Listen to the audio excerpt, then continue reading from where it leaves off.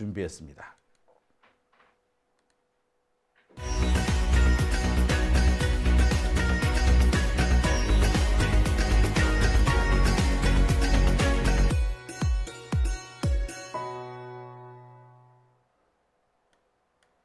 네, 오밤중 뉴스 함께하고 계십니다.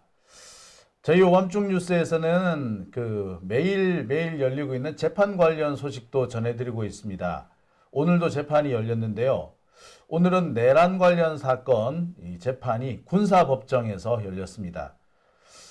우리나라 군사법정 중에서 제일 큰 곳, 그러니까 서울중앙지법과 비슷한 역할을 하는 곳이 중앙군사법원이라고 이게 삼각지에 있거든요. 자, 오늘 그 삼각지에서 곽종근 전 특전사령관과 이진우 전 수방사령관 등등에 대한 공판이 열렸습니다. 자, 현장에 강지호 기자가 다녀왔습니다. 안녕하십니까? 네, 안녕하세요. 중앙군사법원이 삼각지에 있죠? 국방부 바로 옆에. 네, 국방부 바로 옆에 삼각지에 있습니다. 네, 오늘 재판이 열렸다고요? 네, 오늘 재판은 군인들의 내란 관련된 재판이고요. 오늘 피고인으로는 박안수, 이진우, 문상호가 나왔습니다. 그러니까 곽종근 사령관은 이제 증인으로만 나왔군요. 예, 맞습니다. 제가 약간 정정을 해야 되는데 박안수가 아니라 여인영이 피고인으로 나왔고 증인으로는 곽종근과 박안수가 나왔습니다. 증인으로는 곽종근과 박안수? 그렇죠. 사실 박안수 같은 경우에는 피고인이자 증인으로 나온 거거든요. 이제 뭐 곽종근 사령관도 마찬가지인데 이게 아마 본인이 처해 있는 입장에 따라서 조금씩 아마 재판이 좀 나누어져 있지 않나라는 생각이 들어요. 네, 맞습니다. 그러니까 오늘은 이진우 사령관에 대한 재판이었다. 이렇게 봐도 되겠네요. 이진우와 여인영. 네, 맞습니다. 그러니까 국민을 배신한 장군 두 사람이네. 그렇죠. 그 국민을 배신한 장군들을 곽종근 사령관이 가가지고 야단쳤다? 뭐 이렇게 볼 수도 있으려나요? 예. 오늘 재판에서 의미 있는 그런 내용들이 제법 나왔다죠? 네, 의미 있는 내용이 이제 여러 가지가 나왔습니다. 네, 뭐 간단하게 일단 뭐 얘기를 좀 해주시죠. 우선 이 대통령과 그리고 장관, 그러니까 김용현이죠. 네. 김용현과 회동을 했었던 게 총 한 5번이라고 지금 얘기를 하고 있습니다. 5번씩이나. 네. 예, 이제 23년 12월부터 이제 24년 11월 9일까지를 이야기를 하는데요. 네. 우선 이제 곽종근 사령관 같은 경우에는 6월 17일까지는 그냥 침묵도마 같은 느낌이 강했고 10월 1일부터는 이 비상조치에 대한 인식을 명확하게 가졌다라고 얘기를 합니다. 10월 1일, 그러니까 2024년 10월 1일. 그렇죠. 그때 뭐 특별한 얘기가 있었나 보죠. 그때 처음으로 이 6곳의 그 장소 있잖아요. 이 뭐 계엄군들이 국회, 뭐 그렇죠. 선관위, 꽃 뭐 이런데. 예, 이런 데를 그 당시부터 알았다라고 합니다. 그때 처음 집어줬구나. 그때 처음 집어준 거죠. 그러니까 계엄하기 2달 전에 국회 점령 지시가 나왔었다. 예, 그렇게 봐도 무방합니다. 이게 곽종근 사령관의 입을 통해서 나왔다는 얘기죠. 예, 맞습니다. 이진우 사령관 땀 뻘뻘 흘렸겠는데. 그렇죠. 땀 뻘뻘 흘리고 특히나 이진우 사령관이 증인 신문을 했을 때는 오히려 곽종근 사령관한테 뭐라고 한마디 하더라고요. 뭐라고 하는데요? 쥐가 뭘 잘했다고 한번. 이제 곽종근 사령관 같은 경우에 뭐 군인의 명예라든지 이런 걸 지키기 위해 본인이 잘못한 거에 대해서 본인이 다 시인을 했어요. 그렇죠. 본인은 잘못을 했고 내란 범이다. 근데 왜 그런 것들에 대해서 인정하고 그게 과연 군인들의 자긍심을 지키는 거냐. 그리고 2시간짜리 계엄이 어디 있느냐. 이러한 뉘앙스로 곽종근 사령관한테 뭐라고 얘기를 하더라고요. 왜 인정했느냐? 왜 인정을 했느냐? 내란을 왜 인정했느냐? 그렇죠. 너 때문에 나까지 물려 들어가게 생겼다. 뭐 이런 건가요? 저도 그 얘기를 들었을 때 어떤 느낌이었냐면 지금 묶여있는 사람이 곽종근, 이진우, 여인영입니다. 네. 그러면 곽종근 사령관이 인정을 하게 되면 이 두 사람도 1+1이거든요. 그러니까 지금은 자기가 모른다고 오리발 내밀고 있지만 오히려 말도 안 되는 거짓말을 하고 마지막까지 범행을 부인하다가 반성하지 않는다 라는 그런 중형이 선고될 수밖에 없는 그런 케이스인 것 같은데, 참, 아무리 그래도 그렇지 사실을 있는 그대로 설명하고 있는, 혐의를 인정하고 있는 곽종근을 그렇게 몰아세울 이유는, 그걸 몰아세울 일은 아니지. 그렇죠. 근데 몰아세우더라고요. 아니 그게 말이 다. 참 답답스럽네요. 이 밖에 이진우 수방사령관이나 또 뭐 여인영 방첩사령관이 나중에 또 뭐 증거를 인멸하려는 입을 맞추려는 뭐 그런 시도도 했었다고 하더라고요. 그 얘기도 나왔다죠? 예, 우선 전화 통화를 했다라는 그런 진술도 나왔습니다. 아, 전화 통화했다. 예. 그러니까 저기 그 내란이 끝나고는 직후겠죠. 새벽 5시에 내란이 끝난 이후에 이제 여인영이 각종군 사령한테 연락을 한 겁니다. 통화를 해가지고 그 비화폰에 있는 통화 내역을 지우고 그 다음에 우리 TV 보고 계엄 알았다라고 얘기를 하자라고 입을 맞춘 거예요.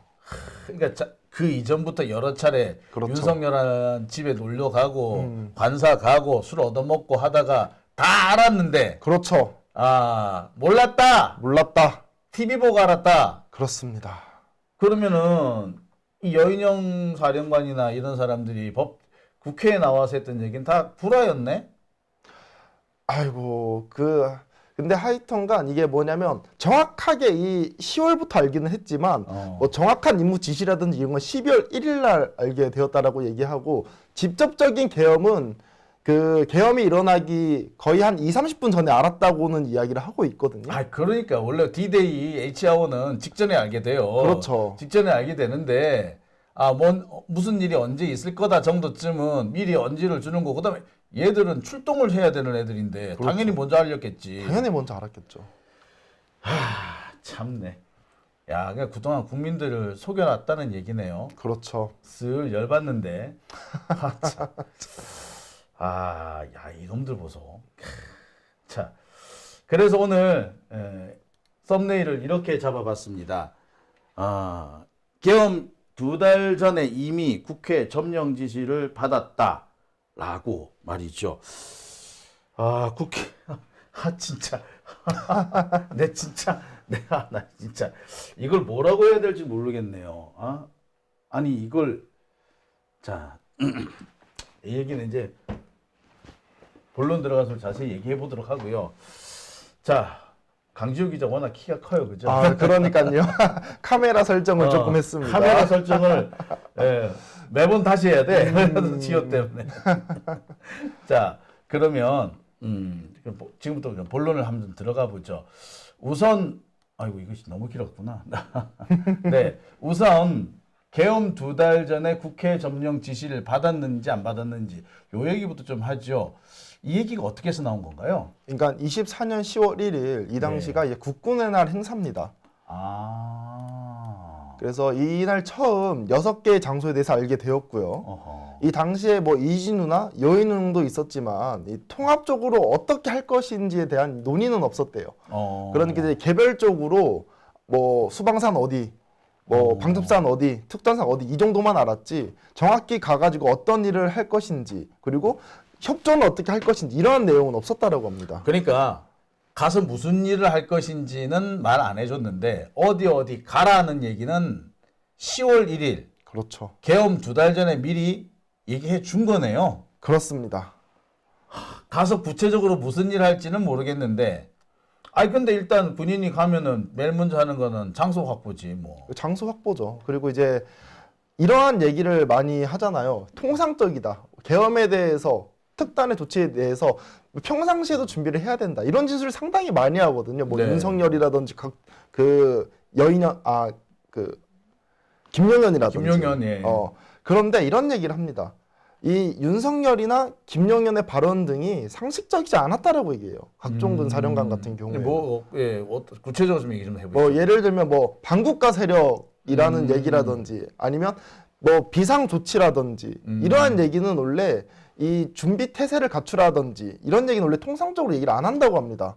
반국가 세력 때문에 생긴 일이 아니라 군사적인 어떤 이유가 있어서 하는 건데. 그렇죠. 그렇죠. 반국가 세력이 우는 이런 얘기는 뭐 계엄이 됐든 통합방위 사태가 됐든 그런 얘기 안 해요. 네, 맞습니다. 그런데 그런 얘기를 했다는 얘기죠. 이제 그런 얘기를 하니까 이제 통상적으로 그런 얘기는 원래 안 한다라고 그렇지. 얘기를 합니다. 그 부분을 짚으면서 뭔가 좀 이상했다. 네, 뭔가 좀 이상했다. 정상적이진 않았다. 네. 그래서 처음으로 본인이 느꼈다라는 거죠. 아, 이게 무슨 일이 일어나겠구나를. 아하.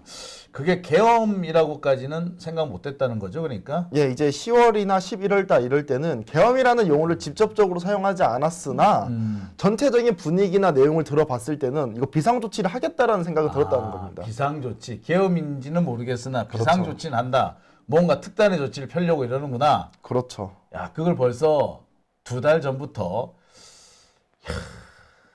2달 전에 니들 어디 가 위치 배치까지 다 끝내놨다는 얘기네요. 예, 맞습니다. 가서 뭐 할지 임무는 당일날 부여하는 거고. 원래 그래요. 원래 너 저기 예를 들어 간첩을 침투할 때도 야 니들 동해안으로 해서 내려갈 거야. 잠수함 타고 내려갈 거야. 준비해. 라고 하는데 가서 뭐 합니까는 배 타기 전에 알려줘요. 아, 그렇군요. 예. 그러니까 나 니들 어디 갈 거야. 언제쯤에 어디 갈 거니까 준비하고 있어. 라고 해놓고 가서 뭐 할지는 출발 전에 얘기 알려주는 거죠. 그러니까 군사라는 그 개념에서 보자면 되게 예. 사실 알고 있었다. 이 정도면 그냥 뭐. 저 여인형이 됐든 이 사람들 알고 있었다가 중요한 게 아니라 예. 미리 계획이 돼 있었다. 아, 미리 계획이 적어도 돼 있었다. 2달 이전부터 계획돼 있었던 거다. 뭐 즉흥적인 것은 아니었다. 예. 이런 걸 의미하는 거죠. 야, 근데 참 대단하네. 예, 이거를 이제 곽종건 사령관이 다 얘기를 했다는 예, 거죠. 박종훈 상관이 다 이야기를 했습니다. 이진우 수방사령관 입장에서는 별로 마뜩찮은 얘기 같은데 뭐라고 하던가요? 아, 우선 처음에 그 얘기를 나눴던 게 이 변호사 측에서는 보니까 뭐 공소장이든지 이런 것들 읽으면서 한참 후에 얘기를 하거든요. 그래서 제가 지금 정리를 하고 얘기를 하고 있는 거는 검찰들의 진술, 검찰에서 뭐라고 예, 그러던가요? 검찰에서 검찰 입장에서는 계속 이 부분에 대해서 뭐 그 좀 캐묻지 않았겠습니까? 그냥 이렇게 넘어갔었던 것 같은데. 좋아요. 예. 예. 이게 자, 그런데 오늘 어떤 신문에는 보니까 예. 계엄 선포 한 달 전에 6곳 계엄군이 투입될 6곳을 구체적으로 거명했다라는 기사도 있었어요. 그래서 아까 우리 강지호 기자가 설명한 것은 국군의 날인 10월 1일이었잖아요. 예, 맞습니다. 근데 지금 여기 이 보도를 보면은 11월 9일이에요. 뭐 한 달 전이 됐든 2달 전이 됐든 어쨌거나 사전에 미리 계획된 내란이었다는 거 뭐 명백해지는데 여기 11월 9일이 나온 이유는 또 뭔가요, 이게? 제가 처음에 이거를 다 정리를 하고 뉴스를 봤는데 11월 9일 날로 나와 있더라고요.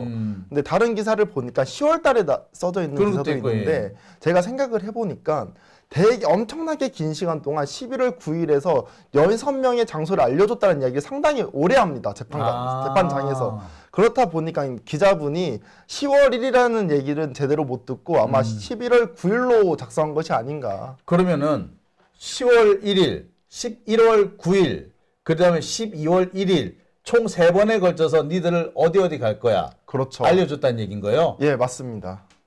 그런데 일단 기사는 각각 편한 대로 10월 1일 쓴 데도 있고 11월 9일이라고 쓴 데도 있고 그렇죠. 어쨌거나 이 두 날짜 다 그리고 더 정확하게는 12월 1일까지 총 3번에 걸쳐서 니들 어디 가서 장악해. 국회, 민주당사, 선관위, 뭐 여론조사꽃 등등 이런 데 가서 장악해라 라는 지시를 적어도 3차례 이상 받았다. 적어도 3차례 이상 받았고 맨 마지막인 12월 1일 같은 경우에는 구체적으로 지시를 받았다라는 거죠. 구체적으로까지. 그렇죠.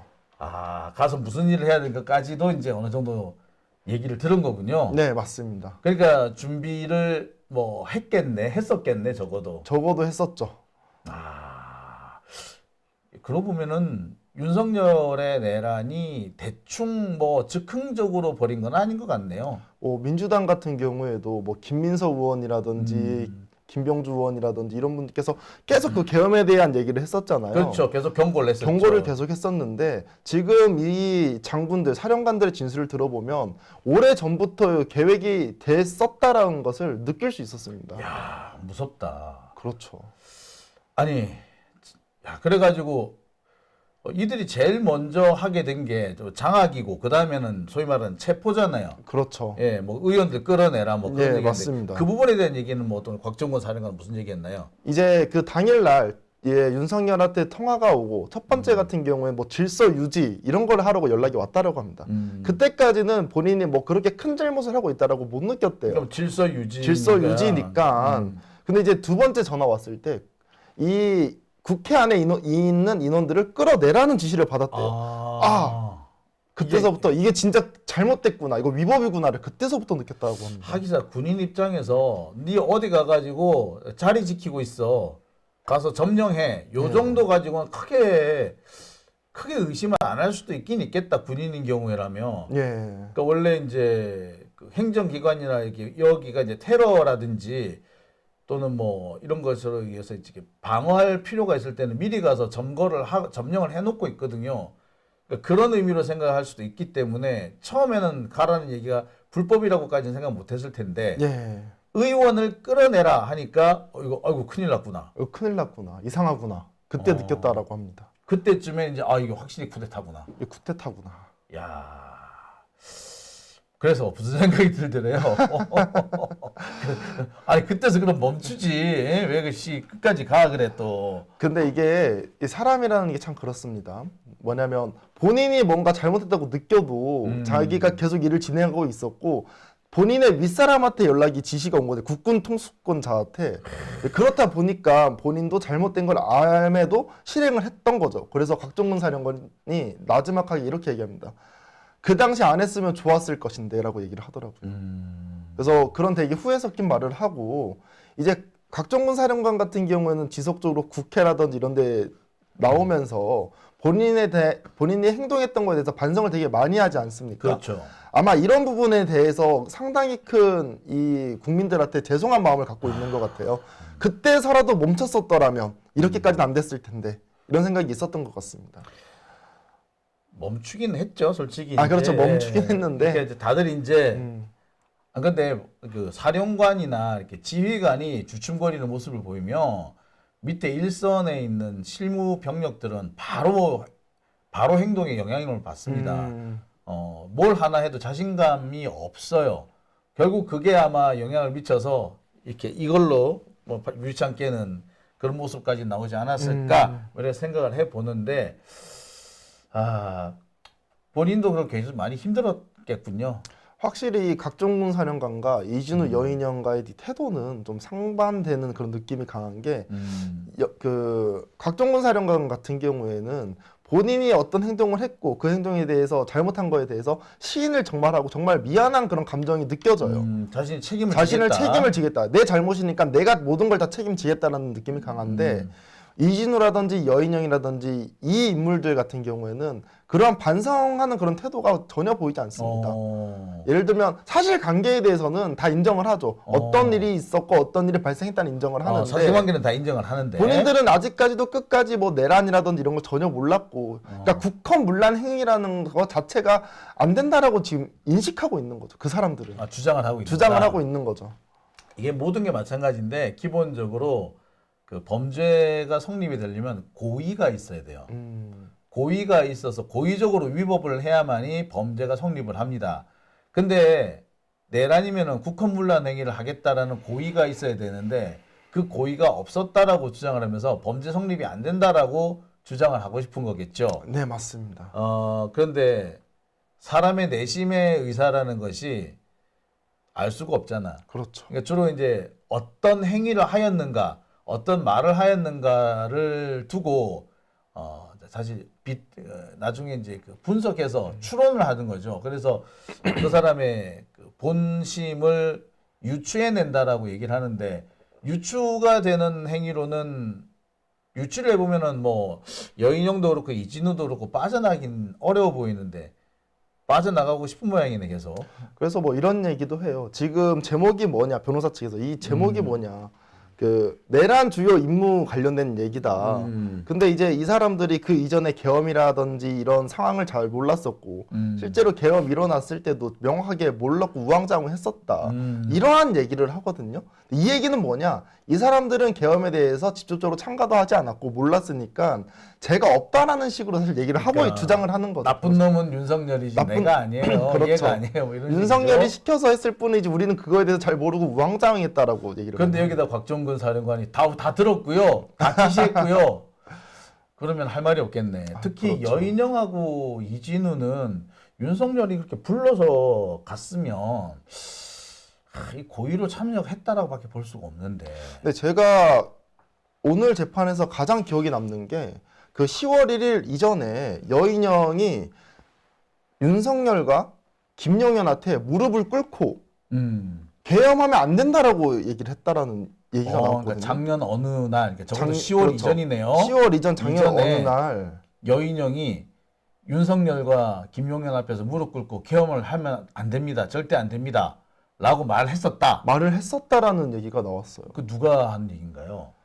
이게 변호사 측에서 이제 얘기가 나온 거거든요. 변호사 측에서 이런 일이 있었다는 이제 있었다. 그래서 물어봤는데 이제 각종근 사령관 같은 경우는 그걸 전화로 받았대요. 그런 얘기를 들었다. 네, 그런 얘기를 들었다라고 얘기를 합니다. 근데 각종근 사령관 같은 경우에는 그 이야기를 그렇게 심각하게 받아들이지는 않았다라고 얘기를 하더라고요.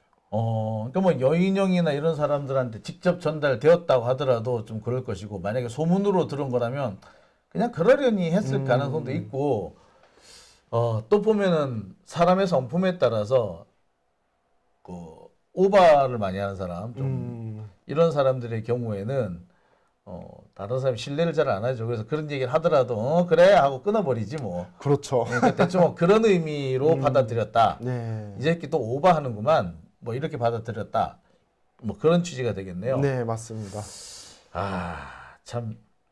그때 곽종근 사령관이 좀 일찍 캐치해가지고 사전에 신고를 했으면 모든 사람들이 해피했을 텐데 지금 내란 사범들만 그렇죠. 문제가 되지 않았을까 싶은데요. 자, 그리고 또 어떤 얘기가 나왔습니까?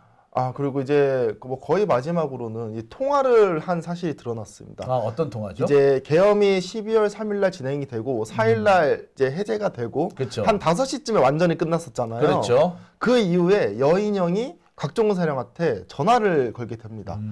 전화를 해서 어떤 이야기를 하느냐? 비아폰에 있는 통화 목록을 지워라. 증거인멸해라. 그리고 두 번째, 우리 계엄을 TV 보고 알았다고 하자. 입을 맞추자. 이 두 가지 내용을 말했다고 합니다. 증거인멸, 위증교사. 야, 그러네. 그렇죠. 계엄, 그러니까 이게 국회에 나와서 이진우 수방사령관이 나는 TV 보고 알았다라고 이렇게 강변을 하잖아요. 예. 이게 이제 서로 사전에 짰던 얘기네. 네, 맞습니다. 야, 근데 머리가 돌아가도 빨리 돌아가는 거죠. 계엄이 끝나자마자 바로 전화를 했으니까. 큰일 났다 싶었겠지 뭐. 큰일 났다 싶었죠, 본인들도. 그러니까 계엄이 뭐 이런 게 성공될 줄 알았는데 너무나도 빨리 조기에 끝나고 실패로 끝나니까 본인들도 당황했는지도 모르겠네요. 그러면서 이제 증거 인멸에 들어간 거네요. 그리고 이제 만약에 본인이 정말 잘못이 없다라고 생각이 들었다면 사실은 전화해서 증거인멸할 필요가 없거든요. 이 변호사 측이 주장하는 게 뭐냐면 수방사 같은 경우에는 총도 다 두고 이제 출동하라고 하고 그런 거 봤었을 때는 부하의 안전보다는 시민과의 충돌을 막으려고 그런 거 아니냐, 질서 유지 때문에 내란 의도가 없다. 내란 의도가 없는 거 아니냐, 이런 주장을 계속 하고 있거든요. 근데 그러면은 이렇게 왜 지워? 그러면 지울 이유가 없는 거죠. 그렇구나. 본인이 찔리니까 전화를 한 거죠. 그렇죠. 그거는 그렇죠. 그렇죠. 참 이 군인이 참 자기가 딴 것도 아니고 내란에 동참을 했으면 이거 솔직히 사실 변명의 여지가 없어요. 그렇죠. 근데 깔끔하게 인정하고 차라리 선처를 받는 게 낫지, 이렇게 말장난을 해서 자꾸 빠져나가려고 하면 오히려 마이너스라는 생각이 들거든요. 이미 증거는 명백하기 때문에. 예. 그런 면에서 이진우 수방사령관 좀 안타깝긴 하네요. 예, 맞습니다. 정신 좀 차려야 될 것 같은데 정신 못 차릴 것 같아. 자, 참 씁쓸하네요. 자, 오늘 군사법정에 그 자식을 군대에서 잃은 유가족들이 찾아왔다는 얘기도 있더라고요. 네, 오늘 이 오전 재판이 끝나고 이제 유가족들이 오셨는데요. 12사단 12사단. 예, 12사단의 사망 사건이 하나가 있었나 봅니다. 그 사건과 관련돼 가지고 이준호가 뭔가 약속을 한 뭐가 있었나 봐요. 근데 그래서 그 유가족이 어떠한 이야기를 막 이렇게 외치는데 이준호가 진짜 사이코패스 같은 게 어. 웃으면서 픽 웃으면서 갔다라는 겁니다. 픽 웃으면서 가요? 예. 유족들인데? 유족들이 그렇게 얘기를 하는데 픽 웃으면서 갑니다.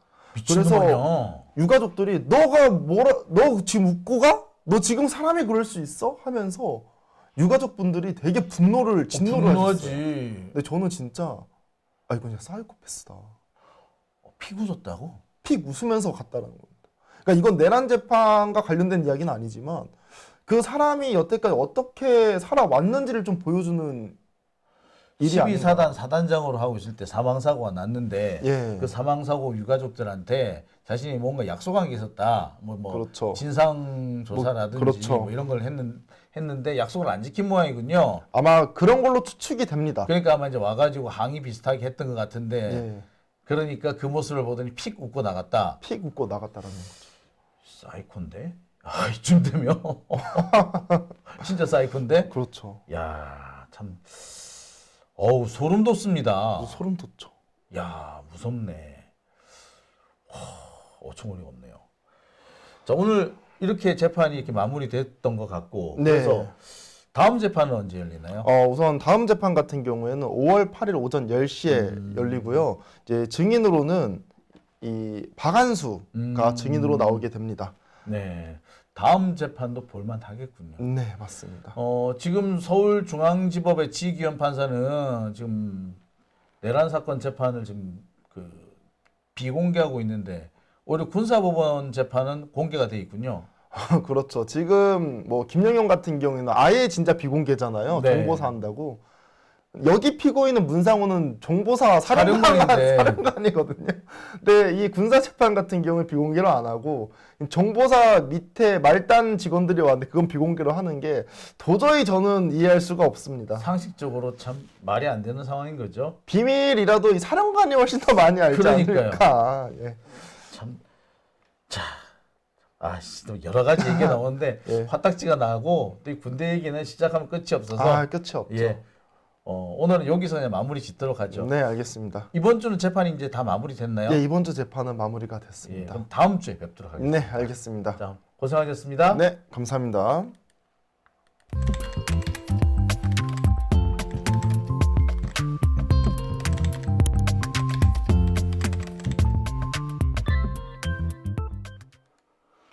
오밤중 뉴스 함께하고 계십니다.